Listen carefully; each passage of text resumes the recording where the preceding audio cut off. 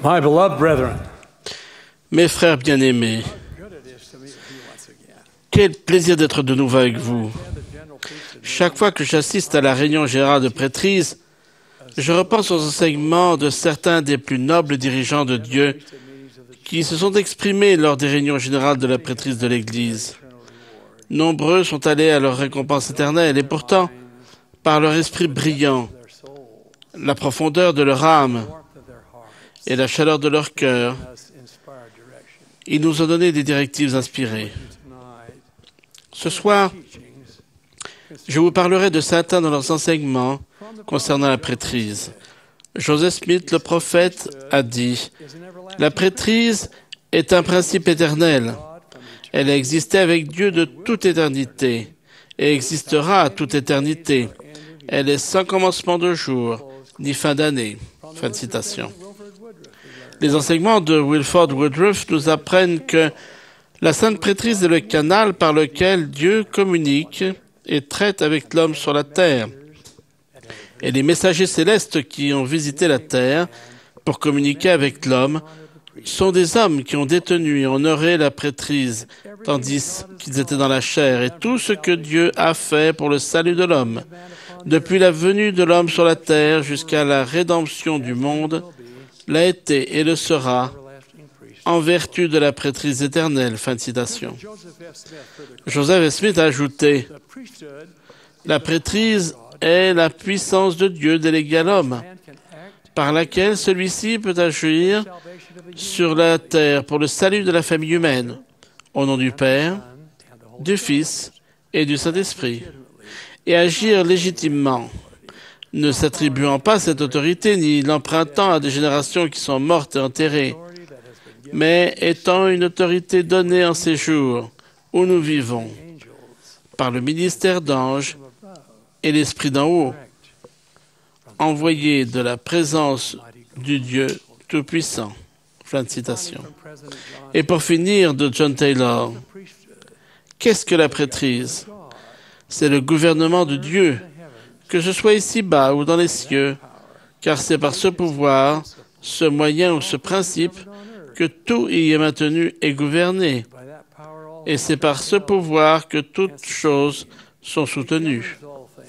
Elle gouverne toutes choses, elle dirige toutes choses, elle soutient toutes choses, et elle est concernée par toutes les choses qui se rapportent à Dieu et à la vérité.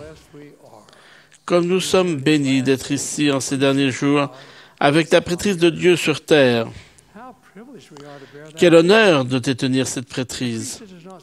La prêtrise n'est pas tant un don que la mission de servir, la bénédiction d'édifier et la possibilité de faire du bien aux autres. Ces possibilités s'accompagnent de responsabilités et de devoirs. J'aime et je chéris le noble mot « devoir » et tout ce qu'il implique. Dans une fonction ou une autre, dans un contexte ou un autre, cela fait 72 ans que j'assiste aux réunions de la prêtrise, depuis que j'ai été ordonné diacre à l'âge de 12 ans. Assurément, le temps passe. Le devoir suit à la même cadence. Le devoir ne s'estompe pas ni ne diminue. Les conflits catastrophiques vont et viennent, mais la guerre, dont le jeu est l'âme des hommes, continue inexorablement. La parole du Seigneur sonne comme une trompette à vos oreilles, aux miennes, et à celles de tous les détenteurs de la prêtrise de partout. Je cite, « C'est pourquoi que chaque homme s'instruise en son devoir et apprenne à remplir l'office auquel il est désigné, et ce, en toute diligence. » L'appel du devoir a été adressé à Adam, Noé, Abraham, Moïse, Samuel, David. Il est adressé à Joseph Smith, le prophète, et à chacun de ses successeurs. L'appel du devoir a été adressé au jeune Néphi quand le Seigneur lui a commandé, par l'intermédiaire de son père Léhi, de retourner à Jérusalem avec ses frères afin d'obtenir les plaques d'airain de Laban. Les frères de Néphi ont murmuré en disant que ce qui était exigé d'eux était dur. Quelle était la réponse de Néphi? Il a dit, je cite, « J'irai et je ferai la chose que le Seigneur a commandée, car je sais que le Seigneur ne donne pas de commandement aux enfants des hommes sans leur préparer la voie pour qu'ils puissent accomplir ce qu'il leur commande. » Quand ce même appel nous parviendra, à vous et moi, quelle sera notre réaction? Est-ce que nous murmurerons comme l'amant et Lemuel et dirons que ce qui est exigé de nous est dur? Ou est-ce que chacun de nous dira comme Néphi, « J'irai et je ferai » Serons-nous disposés à servir et à obéir? Parfois, la sagesse de Dieu paraît une folie ou juste trop difficile. Mais la plus grande leçon que nous puissions apprendre dans la condition mortelle, c'est que lorsque Dieu commande et que nous obéissons, nous avons toujours raison. Quand je pense au mot « devoir » et comment le fait de l'accomplir enrichit notre vie et celle d'autrui, je repense à ce qu'un poète et écrivain célèbre a écrit. « Je dormais et je rêvais que la vie, c'est la joie. Je me suis éveillé et j'ai vu que la vie, c'est le devoir. J'ai agi et voici, le devoir, c'est la joie. » Robert Louis Stevenson l'a dit d'une autre façon, je cite, « Je sais ce qu'est le plaisir, car j'ai fait du bon travail. » En accomplissant notre devoir et en exerçant notre prêtrise, nous trouverons la vraie joie. Nous connaîtrons la satisfaction du travail accompli. On nous a enseigné les devoirs spécifiques de la prêtrise que nous détenons, que ce soit la prêtrise d'Aaron ou la prêtrise de Melchizedek. Je vous exhorte à réfléchir à ces devoirs, puis à faire tout ce qui est en votre pouvoir pour les accomplir. Pour cela, nous devons tous être dignes. Ayons des mains prêtes, des mains nettes, des mains bien disposées, afin de participer à donner à ce que notre Père Céleste voudrait que d'autres reçoivent de lui. Si nous ne sommes pas dignes, il est possible de perdre le pouvoir de la prêtrise. Et si nous le perdons, nous aurons perdu l'essence de l'exaltation. Soyons dignes d'œuvrer. Harold Billy, l'un des grands pédagogues de l'Église, a dit « Quand quelqu'un devient détenteur de la prêtrise, il agit pour le Seigneur. Il doit se considérer comme étant en mission pour lui. » Pendant la Deuxième Guerre mondiale, au début de l'année 1944, des marines de l'armée américaine ont eu une expérience impliquant la prêtrise, alors qu'ils étaient en train de prendre l'atoll de Kwajalein, dans les îles Marshall, dans l'océan Pacifique, à mi-chemin entre l'Australie et Hawaï. Ce qui s'est alors passé a été rapporté par un correspondant, non membre de l'Église, qui travaillait pour un journal à Hawaï. Dans l'article de 1944 qu'il a écrit après l'expérience, il a expliqué que d'autres correspondants et lui étaient dans la seconde vague d'assaut, derrière les marines sur l'atoll de Kwajalein. Pendant leur progression, ils avaient remarqué un jeune militaire qui flottait sur le ventre, à l'évidence grièvement blessé. Les eaux peu profondes autour de lui étaient rouges de son sang. Puis ils ont remarqué un autre marine qui se dirigeait vers son camarade blessé. Lui aussi était blessé et son bras gauche pendait inerte le long de son corps. Il a soulevé la tête de celui qui flottait pour l'empêcher de se noyer. D'une voix paniquée, il a appelé au secours. Les correspondants ont regardé à nouveau le garçon qu'ils soutenaient et ont crié « Fiston, on ne peut plus rien faire pour ce garçon. » Alors a écrit le correspondant, « J'ai vu une chose que je n'avais jamais vue auparavant. Ce garçon, lui-même grièvement blessé, s'est hissé jusqu'au rivage avec le corps apparemment sans vie de son compagnon d'armes. Il a posé sa tête sur son genou. Quel tableau incroyable! 2 jeunes garçons mortellement blessés, tous deux, des jeunes gens purs et merveilleux, même dans cette situation de désespoir. Et le garçon a incliné la tête au-dessus de celle de l'autre et a dit, « Je te commande, au nom de Jésus-Christ, et par le pouvoir de la prêtrise, de rester en vie jusqu'à ce que je trouve une aide médicale. » Fin de citation. Le correspondant a terminé son article en disant, je cite, « Nous sommes tous trois, les 2 marines et moi, ici à l'hôpital. Les médecins ne savent pas comment ils s'en sont sortis vivants. Mais moi, je le sais. » Des miracles se trouvent partout où l'on comprend la prêtrise, où on l'honore et utilise bien son pouvoir et où l'on exerce la foi. Quand la foi remplace le doute, quand le service désintéressé élimine les efforts égoïstes, le pouvoir de Dieu réalise ses desseins.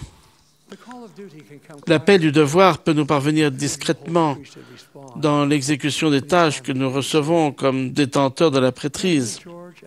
George Albert Smith, ce dirigeant discret mais efficace, a déclaré, je cite, « Votre premier devoir est d'apprendre la volonté du Seigneur, puis, par le pouvoir et la force de votre sainte prêtrise, de magnifier votre appel en présence de vos semblables, afin qu'ils vous suivent de bon cœur. » Fin de citation.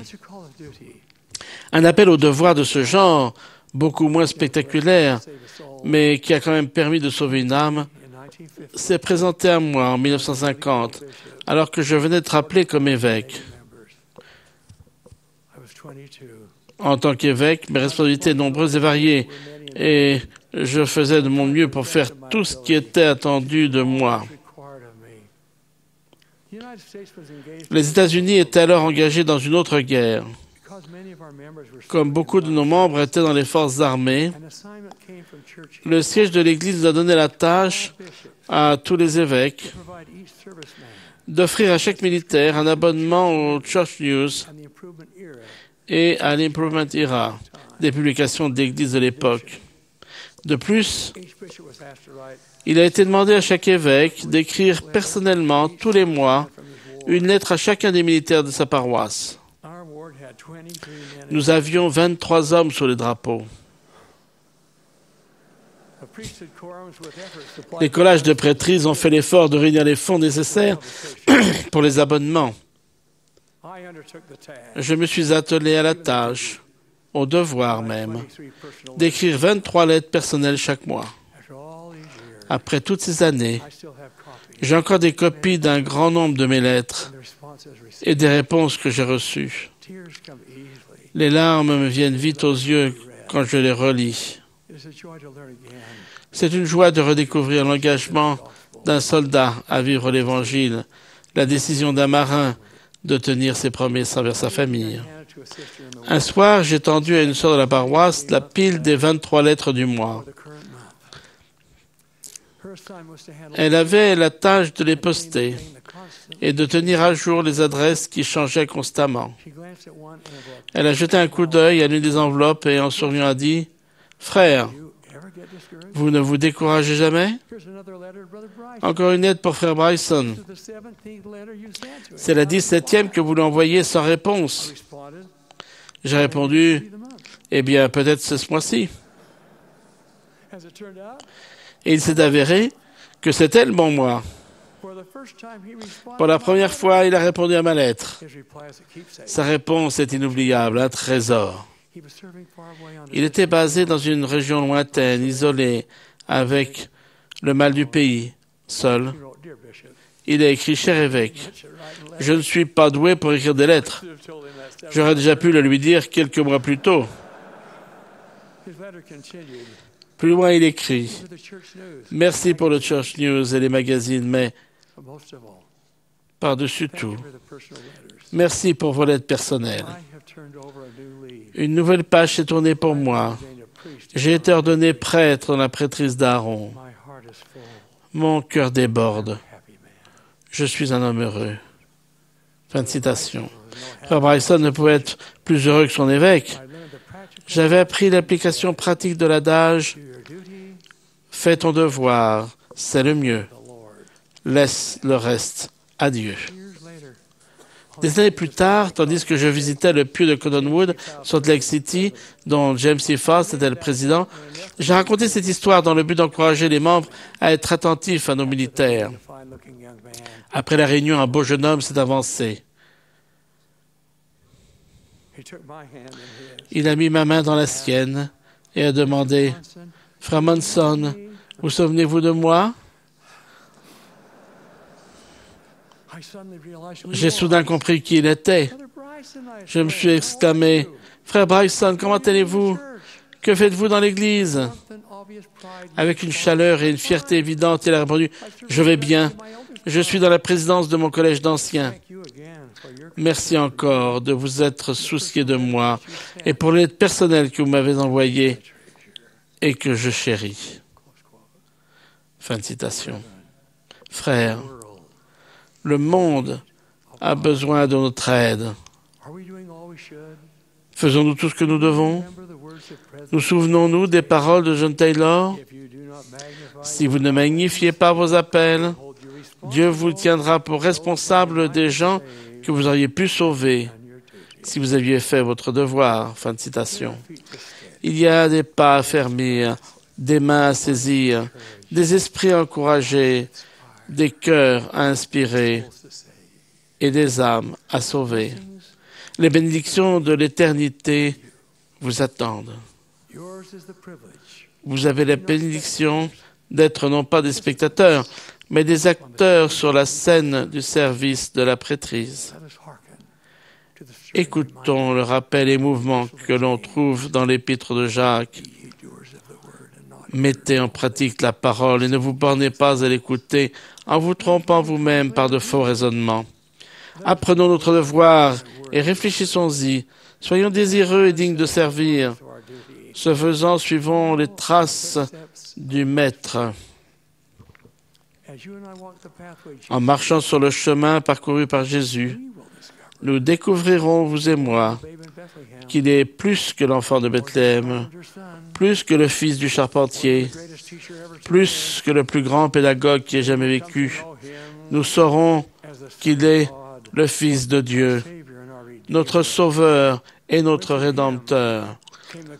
Quand l'appel du devoir lui a été dressé, il a répondu « Père, que ta volonté soit faite et que la gloire t'appartienne à jamais. » Puissions-nous tous faire de même. C'est là ma prière, en son saint nom, le nom de Jésus-Christ le Seigneur. Amen.